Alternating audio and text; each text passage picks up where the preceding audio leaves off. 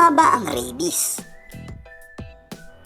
Ang rabies ay mapanganib at nakamamatay na sakit. Ito ay sanhi ng isang virus na galing sa laway ng hayop. Kadalasan ay sa aso o pusa. Ang sakit na ito ay pumupunta sa utak ng taong nakagat ng hayop na may impeksyon ng rabies. Maraming paraan upang mailipat ang sakit na rabies sa tao. Ang pangkaraniwang paraan ay kung siya ay makagat o makalmot ng hayop na may rabies, o kung malalawayan ang sugat, mata o bibig ng tao. Ito rin ay maaaring makuha sa pagkain ng hilaw na karne ng aso. Ang taong may rabies ay maaaring makahawa ng ibang tao kapag ang laway nito ay mapunta sa sugat, mata o bibig ng ibang tao. Ang mga sintomas ng rabies ng tao ay lumalabas kadalasan pagkalipas ng 20 hanggang 70 araw matapos makagat o malawayan ng hayop na may rabies. Kung minsan naman ay mas mabilis lumalabas ang mga sintomas, lalo na't kung malapit sa utak ang kagat o paghawa. Sa umpisa, parang may trangkaso ang biktima. Siya'y nilalagnat.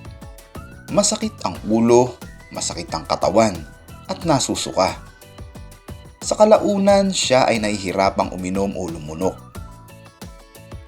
Nagkakaroon siya ng takot sa tubig at sa hangin. Siya'y sumisigaw, naglalaway, at kinukumbulsyon.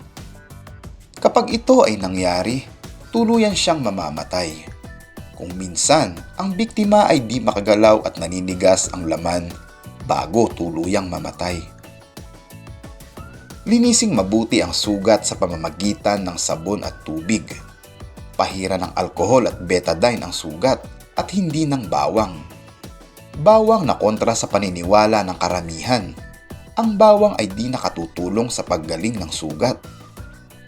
Ito ay nakasusunog ng balat at nakapagpapatagal ng paggaling. Isang guni agad sa doktor at di sa magtatandok ang taong nakagat upang siya'y mapabakunahan ng laban sa rabies. Kung maaari ay pabakunahan siya sa araw na siya'y nakagat. Para di na makahawa ang aso, ikulong ito at obserbahan sa loob ng 14 na araw magmula sa araw ng pangangagat. Kapag ang hayop ay naulol, kumonsulta agad sa veterinaryo. Huwag patayin ang hayop dahil ito ay mapanganib. Thank you very much mga katrops! May nais ka bang ibahagi na kaalaman tungkol sa video na ito? Just comment down below sa ating comment section. Mag-iwan ka na rin ng thumbs up dyan. At kung bago ka pa lang sa channel na ito o kung hindi ka pa nakakapag-subscribe, i-click lang ang subscribe and bell notification para lagi kang updated sa mga susunod pa nating mga videos na i-upload. Hanggang sa muli mga katrops!